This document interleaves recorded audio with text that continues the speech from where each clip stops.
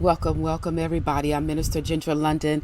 Thank you so much for joining me for this special teaching on the life coach as a teacher. As you know, I'm doing a series of small teachings to get you excited about the upcoming life coach training 5-day challenge. And that's a challenge where you learn how to use your spiritual gifts, your knowledge, your abilities, your skill set, your education, whatever you have, pulling it all together so that you can coach others so they can move forward in life. Many of us have gifts and abilities that we're sitting on, we're not using. We say we want to help people.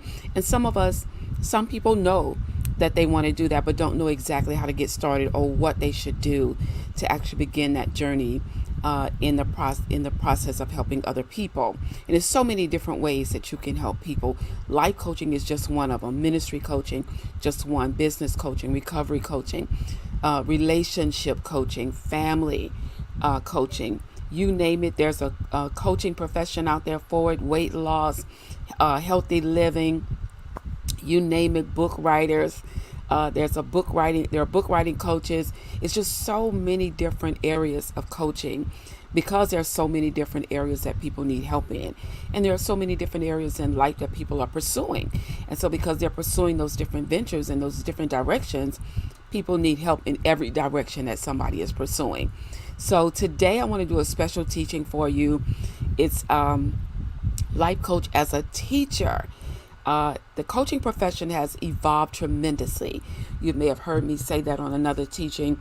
One time it was just one-on-one sessions and it just started to evolve. But lately, and I know we're in the middle of a pandemic, and here in Louisiana, the aftermath of Hurricane Ida. But even before the pandemic, the coaching profession evolved into teaching people. It evolved into giving direction, telling somebody exactly what to do, step A, step B, step C, do 1, do 2, do 3. It has evolved because people need direction. They need you to help them. And sometimes, even though they know that they're gifted, they know that they have a certain goal they want to reach, they know that they have a certain desire or outcome in life they want to attain to, becoming a better person, stop being, mean and grouchy, be a happier individual in the earth. They know all of this, but sometimes they just don't know what steps they're to take to make it happen, to manifest it in their lives so that they can see that they've reached their goals or they're moving toward their goals. So they need some help. And that's where life coaching comes in. So you'll hear me say life coaching, but I'm really talking about whatever kind of coaching you're going to be doing as it relates to helping people to move forward in life. You could be a career coach where you're talking to professionals and they are making the step to the next dimension in their professional career. So it doesn't matter what type of coaching it is. At some point in the process, you're going to teach them something. And so let's talk about that today. And of course, I'm going to invite you, and for those who've already heard, remind you to sign up. It's free, everybody. Don't miss this golden opportunity to get 5 days of training, as a life coach, so that you can see if you have thought about it or you're aspiring to be a life coach or a ministry coach. Some of these components and professional dimensions won't change across the board. It doesn't matter what type of coaching you're doing. There's some groundwork, some foundational life coaching principles that resonate across the board, no matter what type of coaching that you're doing. So let me get ready. I'm gonna share my screen with you here, and we'll get right into today's teaching. So if you can take a moment if you need to run and get a notebook or a tablet, so that you can take notes, and then we're going to get right into it. So give me a quick second. It's coming. All right, here we go. All right, so we're talking about life coach as a teacher.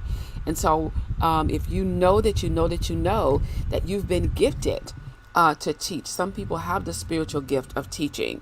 If that's you, then you surely want to listen to this.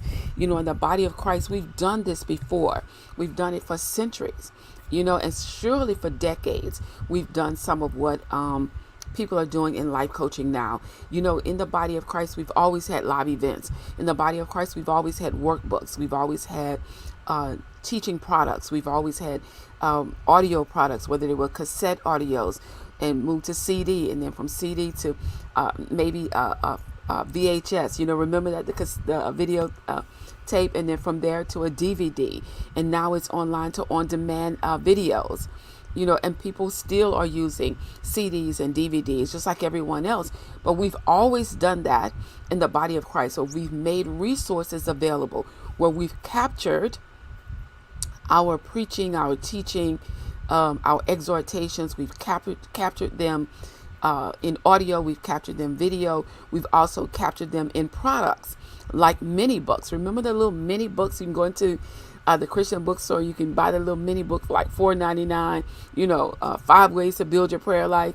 You know, there were mini booklets, and most of those mini booklets were taken from someone's teaching or taken from a sermon that someone preached. So all for centuries, I guess you could say, or really for sure, for decades and decades and decades, in the body of Christ, we've had these types of things available that we use in the body of Christ to help people grow. So we're going to be talking about that. So let's get started. When we talk about the life coach as a teacher, let me make this a little bit bigger for you so you can see it a little better. That should be better. All right. So when we talk about the life coach as a teacher, we're talking about you're going to learn how to use your knowledge, your abilities, your skills, and education in life coaching to teach others. Now, sometimes people think that, you know, oh, nobody will listen to me. I don't know if I'm, you know, I don't have a degree. I wasn't trained, professionally trained to do it. And they don't realize the assets that they have available to them that are already resonating on the inside of them. Your knowledge, that's here. What have you acquired? What knowledge have you learned, acquired over the course of maybe your career, over the course of your life, that you can actually now help other people with? You can monetize it. You can use it to help somebody else move forward. Your abilities, what are you good at? That you know that if you learn how to teach someone else to do it, because you're good at doing it, then guess what? They can do it as well. And then your skills. What skill sets do you have? You know, maybe you're good at administration. Maybe you're good at organization. Maybe you're good at crafting. Maybe you're good at systematizing things so people can put that system in place and then move forward and be successful. And then what education do you have? I know a lot of us are sitting on our education. We're like, okay, well, yeah, I went to college. I went to seminary. I learned all of that. And we don't realize that what we learned is an asset. And you could take that asset, you could take your education, and you literally could turn it into a life coaching program or a life coaching product to help other people, to teach others. I remember when I went to the Bahamas to teach at the very first Full Gospel Baptist Church Fellowship Leadership Conference. That was the very first one under Bishop Paul Morton in the Bahamas. And I had a little vendor table. We could rent booths after the classes, but I had a little vendor table, and a lady that was that attended the leadership conference came up to me and said, "You are the seminary. You're the only seminary that some people will ever go to." And that was an eye opener for me. I wasn't even thinking about using seminary knowledge so far as, training others in ministry or using it to teach other people, about ministry. I just was going through because that was required academically to actually finish in the seminary to get that degree, that master's degree. She said, you're the only seminary that some people will ever attend. And I'm going to say that to you. You're the only school that some people will ever attend. So your education, your knowledge, what you have, you will be able to become that life school that somebody goes to, that somebody seeks out, that somebody sends a direct message to, or an email to, that said, can you help me? Can I learn from you? Can you teach me how to do a particular thing? So when we talk about you being a teacher as a life coach, we're talking about you using your knowledge, your abilities, your skills, and your education in life coaching to help to teach other people to move forward in life. So what does that mean? What does that look like? So when coaching means teaching, it means that you're transferring knowledge, right? It's going from my head to yours, right? And now you've acquired it. Now you have to take your mind and understand it and then move forward in doing whatever it is you're supposed to do with it. So it's a transferring of knowledge. It's a transferring ability to perform a task, right? So if I know how to do crafts and then I teach you, I've transferred my ability to you. Now you have to grasp it. You have to develop that ability within yourself, and then you have to go forward and do what? Create crafts, right? And then it's a transferring a skill. If I'm organized, if I'm really good at administration, I'm really good at organization, then when you come to me, I'm going to teach you how to organize your business, organize your ministry. I'm going to teach you how to set your administrative things in place. Once I do that and you learn it, I've transferred that skill to you. Now you have to go and continue to practice that skill and do it so that you can perfect it, so that now you are doing exactly what I taught you to do. Got it? So coaching means teaching when you are transferring something to another person. Knowledge, ability, skills, your education. When you teach what you know, you're transferring your education, and then they become knowledgeable. They get the knowledge that you have in you, okay? So teaching a skill or a process. So that's basically what you're going to be doing. If you're coaching, again, it doesn't matter what type of coaching it is, and even if it's ministry coaching. So you're teaching a skill or you're teaching a process. So if you think about it, and I know most of us can attest that we've seen this, being good at doing something can be very different from articulating how to do something. I've seen people who are good at doing it, but they don't know how to teach other people how to do it. And that's okay, because maybe that's not a part of their assignment. Their assignment may be just to do it, right? So being good at doing something can be very different from articulating how to do something. However, if you have that desire to teach people how to do what you do, you can learn how to teach it. It's, you just have to acquire that skill. It also means match the teaching approach with the client's or the learner's primary learning style. You have to learn about how people learn.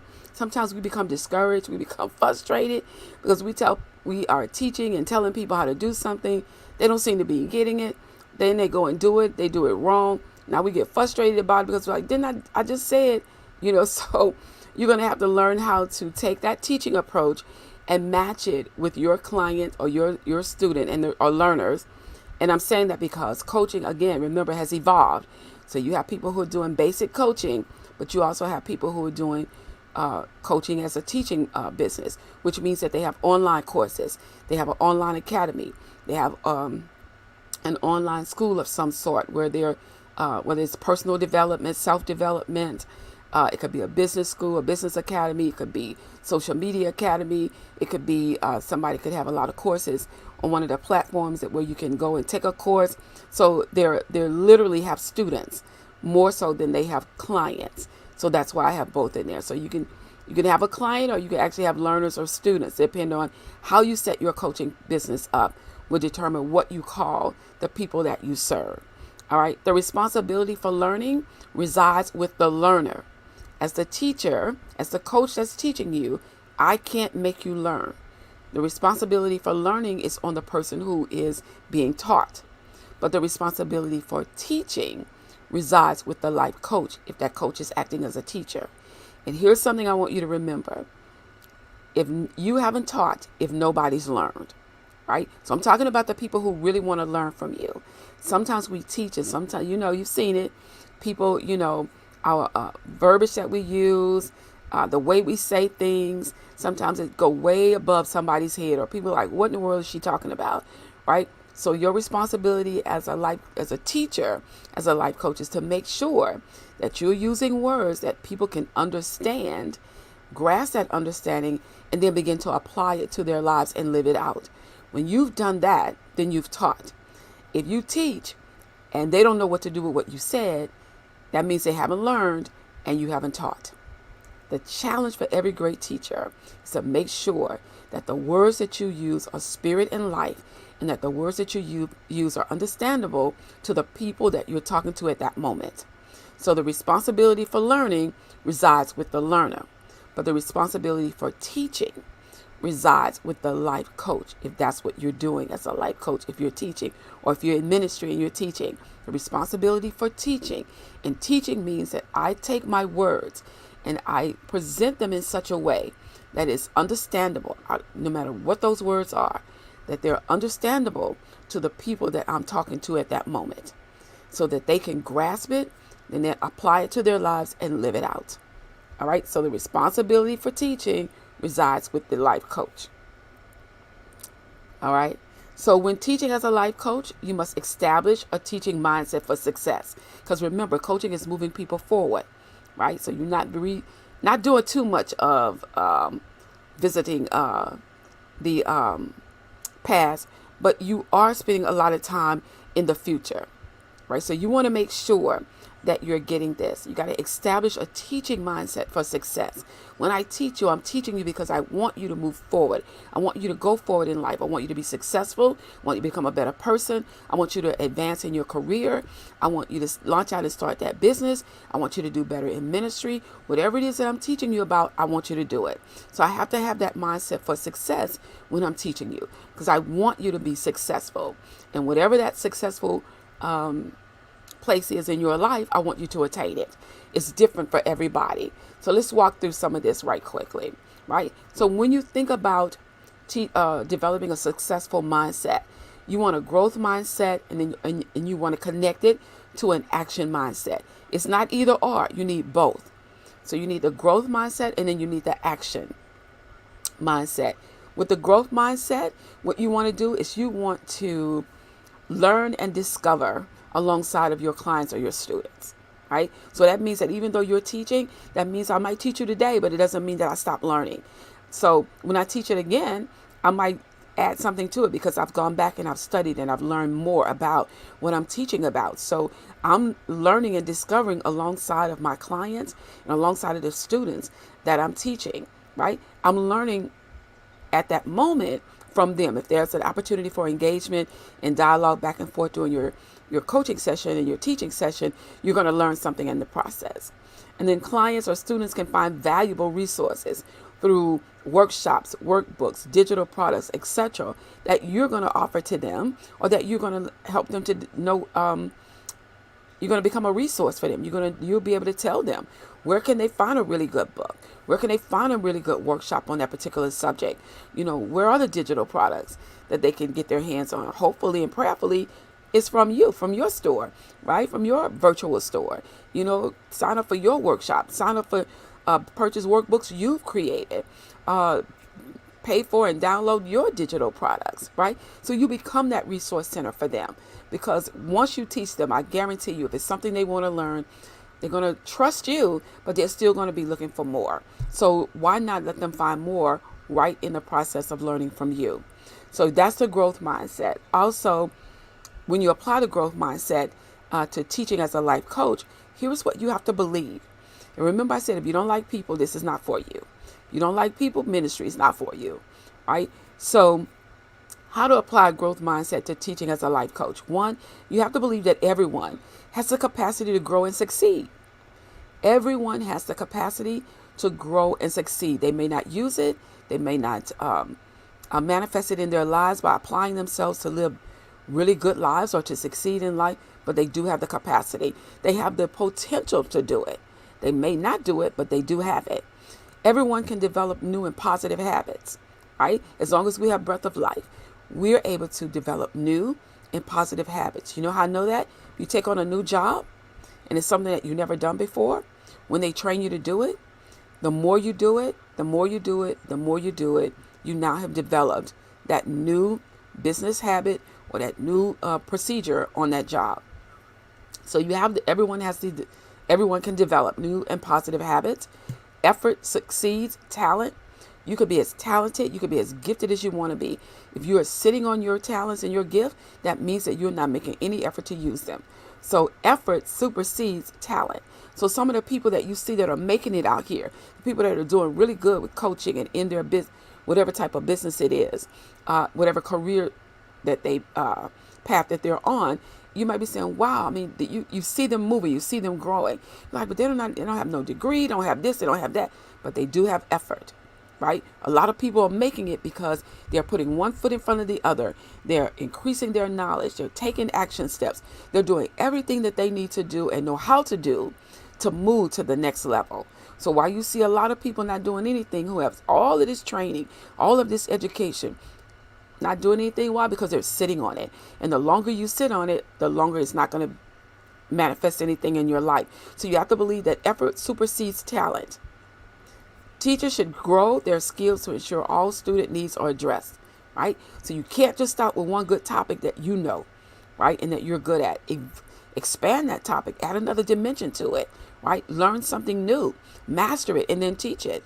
Once you have a gift of teaching, I guarantee you, if you have it, then now I can't teach everything, but the things that I'm assigned to teach, when I study, it flows, right? That's not bragging. That's not conceitedness. That's just know that I'm gifted. I know what I can do. And the word of God says, being confident of this, he that began a good work in you will perform it until the day of Christ. So that good work that's on the inside, you have to do something to stir the gift up on the inside of you so that the greater works will show up in you. So if you're gifted at doing something, learn how to teach it so that you can help other people move forward. Then the next one, challenges, setbacks, and mistakes are necessary. When you start moving in this and start learning about this and doing more with it, you're going to discover there's some challenges that you're going to be faced with. There might be a few setbacks, a few mistakes you may make, but you just got to keep going, right? You don't give in. You don't succumb to that pressure. You don't think that, oh, that's a sign I'm not supposed to do it. You get up, dust yourself off, you do it again, right? I can tell you I've been in situations where even before everything went online, I could do an event here in the city live. I could have 100 people show up, and then I would do an event and 9 people showed up. I didn't cancel the event because 9 people showed up. I taught the 9 people like they were the 100, right? Do it again, packed house. Do it another time, very few people. And again, with a very few people, I still taught them. I still did it like it was a house, like the room was full. So, there might be a few challenges. And you might say, oh, there's only a few people here. I better not do it. Let me just call it off. Thank them for coming. No, you can't make people come. But the people who do show up to support you and who want to learn from you, guess what? You got to do it, right? If you do something virtual, first time you do it, 50 people may show up on a Zoom. You do it again, 5 people show up. You teach the 5 people just like you taught the 50. The 5 people, you never know, from the 5 might be a faithful and loyal client, that's going to continuously stay with you and learn from you. Then last, with the growth mindset, you got to believe that you can provide an opportunity for growth for them. You have to believe that I'm teaching you so that you will grow. I'm teaching you so you will expand. I'm teaching you so you can move forward. I'm teaching you so you can advance in your career. Whatever it is that you're doing, whatever you're teaching, whatever it is that you're coaching them about, you have to believe that it's an opportunity for growth for them. All right. So again, with the growth mindset, you want to keep informed about the latest development in your coaching expertise, whatever that is, in your industry, whatever that industry is, stay on top of it. I heard the late Miles Monroe say one time, when we get a degree, and he was serious, but he laughed about it. He said, when you get it, he talked to us, spoke to us, with us when we were in seminary at Oral Roberts University, and he said, when you graduate from here, you will get a degree. And along with that degree is, and he did it like this, he said, you have a degree of knowledge. You don't have all the knowledge about what you're majoring in. You just have a little bit of information about from all of the information that's available to you on just the one subject. So, wow, imagine that. Imagine you majored in engineering. You got some information, but you only have a degree of information in comparison to the world of information available on just that one subject. All right, so you have to be willing to take risks and try new things. All right, so then the second one is the action mindset. So with the action mindset, this is going to be in how you present yourself and your materials to your clients or your students. How do you present yourself and how do you present your materials to it? All of that is a part of the coaching profession. All of that is what you learn when you get trained to be a life coach. So even though you're good at what you do when it comes to life coaching, that's a particular, I guess, format, if I lack of a better phrase right now, for the process. In coaching somebody, there's a process that you go through and the way that it's done. So how you present yourself and your materials to your clients or to your students is a part of the action mindset. So you got to lead by example. You got to show your clients that it's necessary to bring ideas to life, right? So I might teach you something, but when I move into that action mindset, I'm going to be presenting materials to you or skills or something to you where I'm going to show you how to do it, and then I'm going to convince you or influence you into believing that it's important that you bring your ideas to life. And the only way to bring them to life, you got to put action behind the ideas that and I'm speaking in reference to the client. The client has to put action behind the ideas or the dreams that they may have. And so when we think about how you help a person with that, bring this down. So here's what has to happen in the process. You have to exude confidence. Be thoughtful and remain calm at all times. Your clients, your students are not going to always do exactly what you said. Some people are going to add their 2 cents and things are going to go in another direction. Some of them are going to be lazy. They're not going to do it at all. Right? You're going to come back and tell you all kind of excuses about why they didn't do it. But you, the coach, have to exude confidence. Remember I said being confident of this. You have to know that you know that you know that what you know is what this person needs to move forward, right? So you have to exude that confidence. It has to be in a spirit of integrity, in a spirit of honesty, and you have to be thoughtful about it. You can't be braggadocious or conceited when you're teaching people, when you're coaching them. It doesn't work. It becomes a turnoff, and they don't come back for another session. They don't sign up for another nothing with you. When you are rude to them or demeaning in any form of fashion, degrading to them, they don't. Period. They just don't come back. All right. You have to step outside your comfort zone and try new things that you believe will be good for your clients or your students. So if you are used to, let's say, for example, you're used to, let's say, doing seminars in your city, but you've never done a Facebook Live, right? So that's out your comfort zone. You're like, oh no, I like people in front of me. I like to shake hands. I like to do, see them, all that stuff. So you may have to try a Facebook Live. You may have to try a Zoom because of the times that we live in right now, and because where things are moving forward towards the virtual arena. You may have to do that. You may have to try that in order to keep up what is good for your client and your customers. And if you want to make sure that they don't go somewhere else, you're going to have to step into what's trending at the moment. It doesn't take away from you doing a live event in your city when the time is right and things are appropriate for doing that. But until then, you got to step outside your comfort zone and try something new. What happens when you try something new? You go from just your city to a Facebook Live, and guess what happens? You go global. Right? So you went from just your city and, as we call it here in Louisiana, surrounding parishes, to now, at the click of a button, I could do a Facebook Live, and wow, I can literally go global. So now my audience is even bigger. And even though I do that live and it goes up, my audience becomes even bigger than that because they're going to watch the replay, right? So you got to step outside your comfort zone. Then you got to continuously work on your weak spots. Whatever it is that you are weak at when it comes to coaching or teaching and helping people, strengthen that area in your life, right? So if you're not good at presentations, like doing this, right, then practice, practice, practice, and begin to perfect that. Everybody's doing them now. They were doing them before. The pandemic didn't push all this to the forefront. It was already coming to the forefront in this profession and in in a lot of other professions. People were already doing it. It just so happened everybody had pretty much had to go virtual with the pandemic, right? So continuously work on your weak spots, strengthen them, develop them so that they're no longer weak spots for you, but they become assets to what you're doing in your coaching or business or your ministry or your career, right? And then admit your mistakes, fix them, and move on, right? Hard to do, but you got to do it, right? So, for me once it was like, I put something together at the last minute and try to pull it off. It didn't work.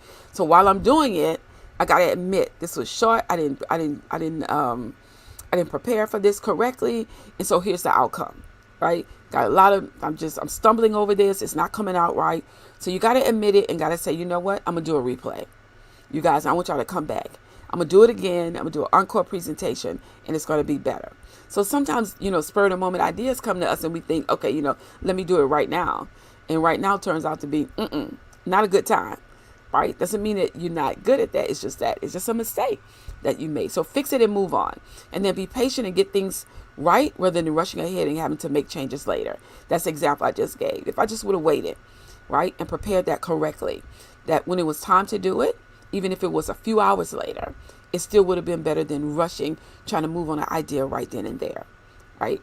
So that's what to consider the action mindset. Also, I want you to teach with urgency, a sense of urgency when you're coaching and you're acting as a teacher, as a life coach. You want to teach with urgency. And what that means is you got to be bold, you got to be brave, you got to be confident, and you got to be decisive, period. You got to teach with authority. You got to teach with spirit and life because you want them to do something, right? An action mindset reveals itself through your energy, right? When you show them through your teaching as a life coach that it's important that you get this information, that you grasp this information. It's important that you do this step. Don't leave this step out. It's important that you build your inner man to become a better person. It's important that you get rid of negative thoughts so that you don't have these bad mindsets or thoughts that are making you think ugly things about yourself. So it just depends on what type of coaching you're doing. But you want to make sure that you're bold, you're brave, you're confident, and you're decisive, right? Because you want them, through your energy, to see that there's an urgency of them moving on what you're teaching them to do. That's what you have to do with that mindset, all right? And so how do you customize your knowledge plan? That's what we teach in the Diamond Coaching Academy. How do you customize your knowledge plan? How do you revise your knowledge plan to address the needs of your clients or your students? How do you do that, right?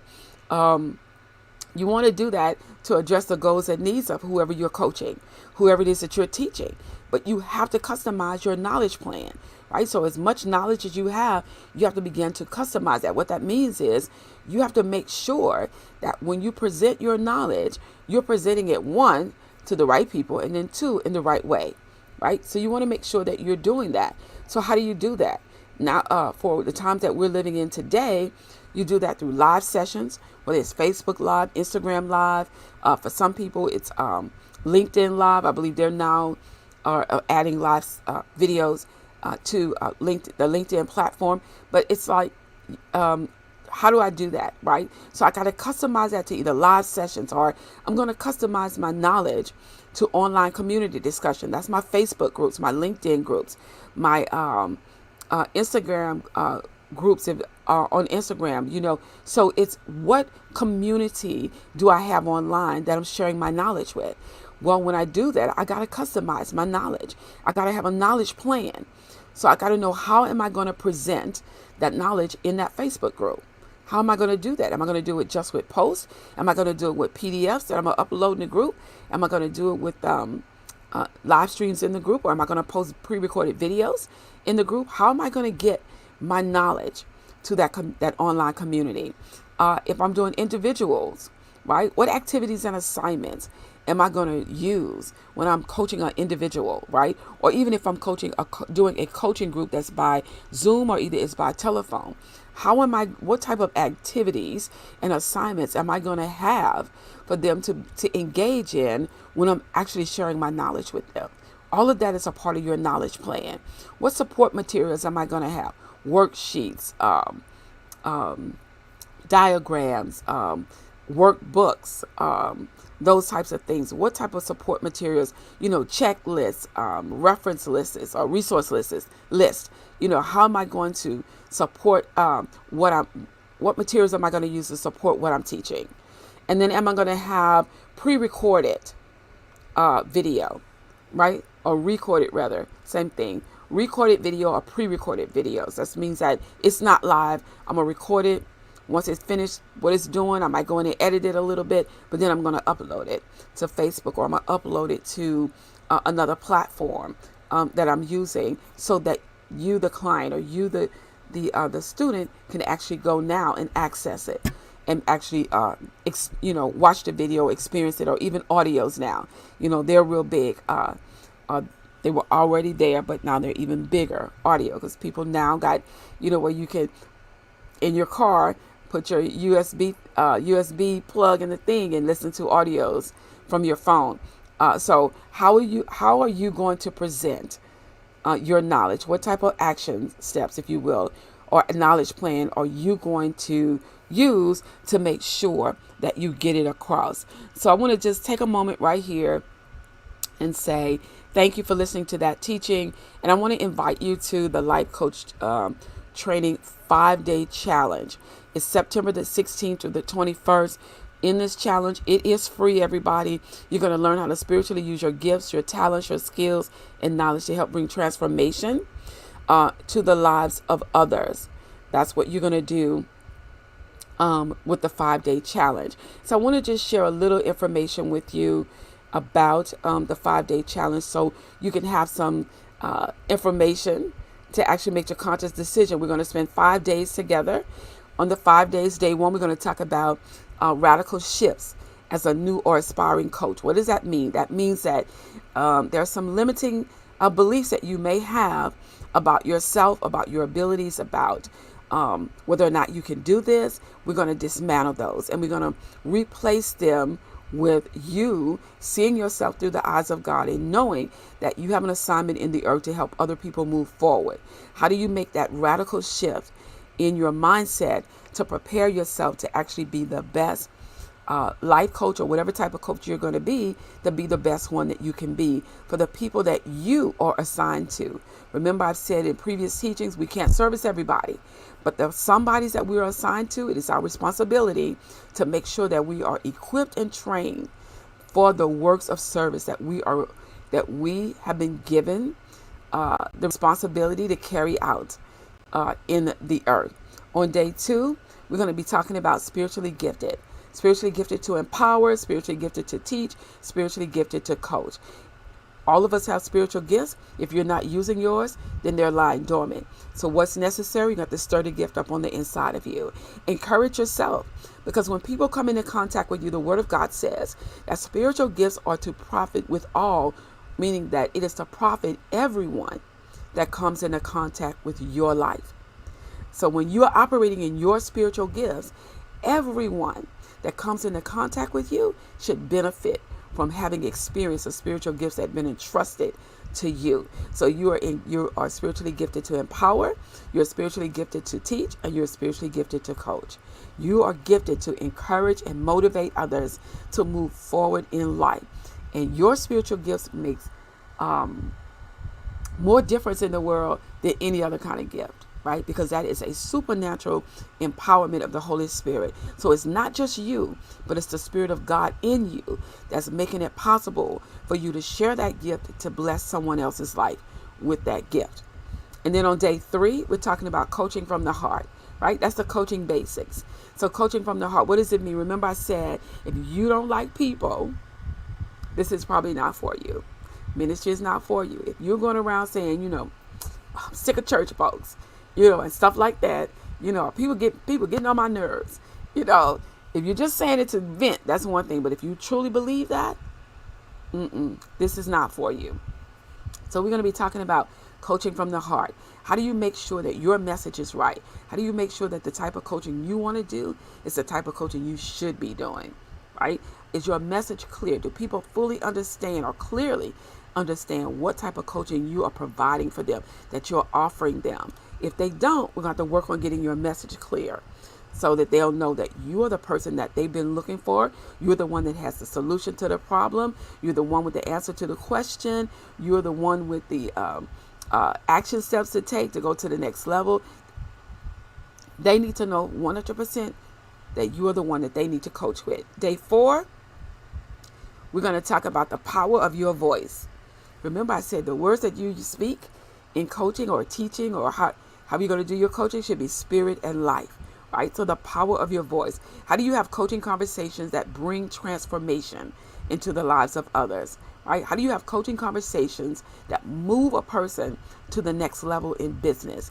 How do you have coaching conversations that moves a person into another dimension of ministry where they're doing even more greater works in the earth? How do you have a coaching conversation that moves a person to the next level in their career path? Right? From just being a team member to now I'm the team lead.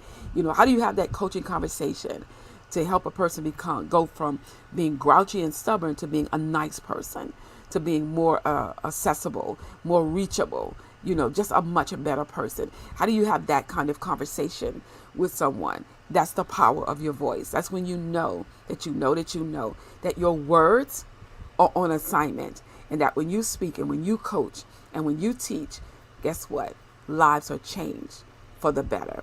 Then on day 5, our last day together, we're going to be talking about from dream to done, to do to done. How do I take this dream in my head, the vision that God has given me, and how do I begin to do it, right? What I need to do to get it going, and then from done meaning that it's up and running, it's ready to go. I'm here. I'm waiting for the first client, right? So how do I take it from in my mind to maybe on paper, write the vision down, make it plain up on tablets, and now it's all set up, it's ready to go, it's ready to run, and I'm waiting on the first client. All right, so how do I get it to that place? And we'll teach you that. And in the Diamond Coaching Academy, we teach you how to do that part of it as you are learning about coaching, so that when you get to the end of the full certification program, you already have clients before you get to the end. You're already doing it before you get to the end. And so all we're doing at that moment when you finish and we have the virtual graduation, we're stepping back, watching you in action, and actually seeing you do what it is that you say that you want to do in coaching. And so that's on day 5. So each night is going to be live, 7 p.m. Thursday night, Friday night. On Saturday morning, it's a little different, everyone. It's going to be at 9 a.m. So it's 9 a.m. at Saturday morning because I want you to have the rest of Saturday to catch up or to do whatever it is that you do on Saturday. Enjoy your families, go out, take a walk, take a drive maybe around your city. And then on Sunday, we will not meet because I want you to worship and catch up again. I want to let you have your Sunday. I don't want you to feel guilty about maybe not tuning in virtually or going to your church. If they're allowing a certain number of people to come back and fellowship in person, I don't want to interfere with that. I want you to have your Sunday as a worship time, and then again you can catch up or enjoy the day with your family. And then we're going to come back on September 21st and 22nd. That's a Monday and Tuesday, and then we're actually going to be 7 p.m. And on that Tuesday night, we'll wrap it up with a live Q&A. So I don't want you to miss it, everybody. You can register for it. It's in the description of this live stream description. There is a link where you can register. When you register, it'll take you to a thank you page. On the thank you page, it'll give you the schedule again. It will also give you a link to register for your private Zoom link. So there's a link on the thank you page. Click it, and you will register for your Zoom link. So it'll be private to you. So even though it's free, you still have to register for the Zoom thing. It won't be, once we start on the 16th, it will no longer be just open to anybody. It's just, so the registration will cut off at a certain point. So make sure you register as soon as possible, because once the registration closes, then you won't be able to even get access to where we are even meeting at, which is will be on Zoom. So again, everybody, The Life Coach 5-day training challenge is September the 16th to the 21st. They're all live sessions, except on Saturday afternoon and maybe on Sunday. I may upload a pre-recorded video for you to watch, very short for you to watch. And if not, I'll just let you have those 2 days where you're resting and catching up. So again, remember, just in case, I'm almost positive that the registration link is in the description. Here it is here. Write it down just the way you see it, everybody. Put it in the address bar in your computer, laptop, or your phone. Type it in just like that. It'll take you straight to the registration page. And all you have to do is fill in your, I think it's your name and email address, I believe. And we'll go from there. It's going to be a fun, interactive 5 days. We're going to have a lot of fun together. Come ready, because I guarantee you, I'm not just saying this, I guarantee you that over the course of those 5 days, you will know that you know that you know if you want to do it, and you will have a great idea of how you want to do it, and you will be confident in knowing that this is something that you should do and that you're going to believe God for doing it. So thank you, everybody, for joining me on this session. If you're watching the replay, thank you so much for watching the replay. We have a couple more sessions to go.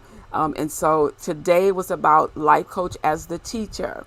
So don't let that shake you or scare you in any form or fashion. We are constantly talking to one another in person. And sometimes we're teaching people when we don't even know that we're teaching people. But when you want to do it in an official way, per se, especially like in coaching, it's just a skill set that you want to develop and a way you want to learn how to present your knowledge. Remember the knowledge plan. How you present your knowledge will determine how you impact and reach those people that you are assigned to. Thank you, everybody. God bless you. Enjoy the day. Again, I'm telling you, I'm here in Louisiana. We made it through Hurricane Ida. And you know what? I'm looking out this window right here, and it's about to rain again. So keep us in prayer, everybody.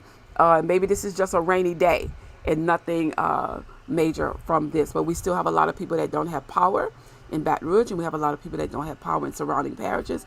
And of course, 90-something miles from here in New Orleans, Louisiana, we still have people who don't have their power back yet. So it's all coming together. Some cities and states are coming from some help is coming from out of state. So keep us in prayer, everybody. God bless you. Thank you all so very much. Have a great and awesome kind of evening. Take care, everybody. God bless you.